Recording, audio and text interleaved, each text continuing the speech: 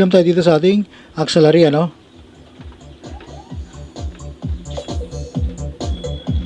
Ayan. So, bubulim natin ito.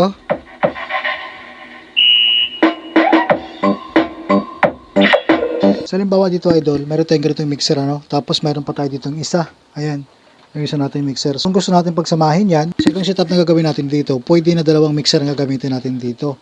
So, halimbawa nito, ito yung ginagamit dito na crossover, ano? Mixer, amplifier lang. So, ang gagawin lang natin dito, idol, yung input natin dito, dapat dalawa.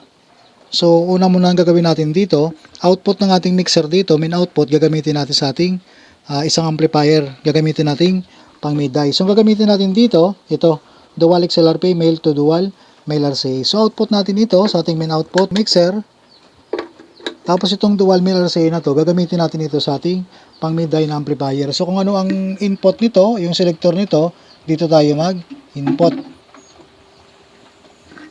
Ating pang low gagamitin natin sa ating auxiliary. So itong auxiliary 1, yun ang gagamitin natin dito. So gagamitin naman natin connector dito, ito, mono TS to dual male RCA. So output itong auxiliary natin, papunta naman ito ngayon sa ating gagamitin na pang low na amplifier. Halimbawa itong nasa baba natin. So dito lang tayo mag-input kung ano ang input nito. Katulad nito, ayan. So meron na tayong connection dito sa ating dalawang amplifier. So ngayon, idol, yung ating source dito ay laptop, ayan.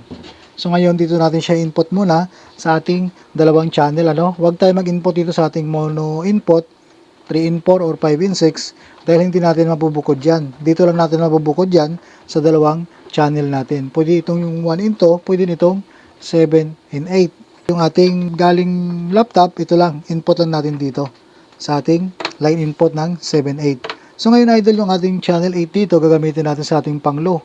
So ibaba natin yung ating pang mid-high dito.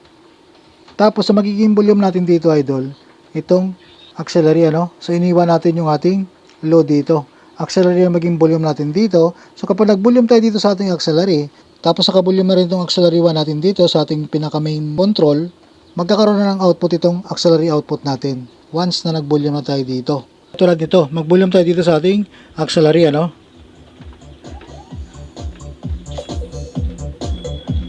Ayan.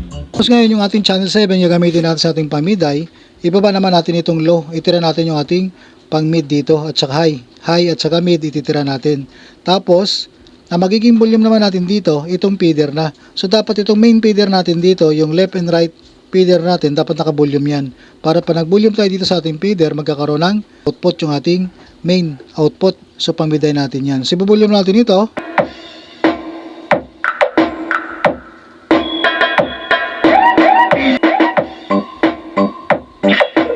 Ayan, ano? Ito yung ating pang low.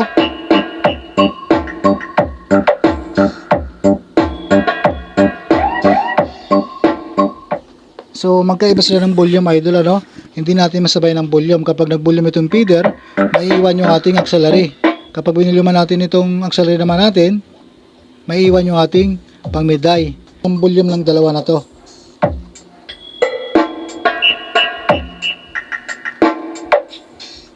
So, ang gagawin natin dito, idol, gagamit tayo dito ng isa pang mixer, ano? Pag binukod natin yung low at saka low para sa auxiliary, tapos yung main output para sa ating pang mid-high, ito ang magandang gawin natin. Ibukod natin dito pa lang sa ating input dito. Maggamit tayo ng dalawang input ng ating channel. So, kahit anong mixer yan, pwede itong ganitong magiging setup natin. So, ngayon, ito lang gagawin natin. So, itong source natin dito, ilipat natin ngayon sa isa nating mixer. So, yung connector dito, yung nagagaling sa ating laptop, ito ngayon yung ilagay natin dito sa una nating mixer. Dito tayo sa 6 and 7. Ito yung mono input ng ating unang mixer dito, yung itong Yamaha. So gagamit tayo dito ng dalawang TS, ano? Dual po yan. Output dito sa ating left and right output.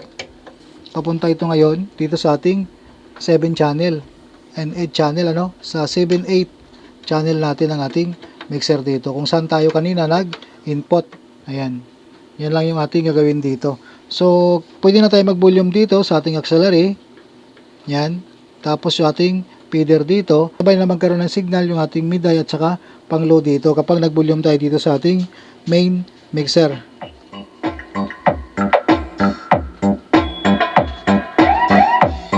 Ayan, ano? Sabay na sila nagkakaroon ng signal dito.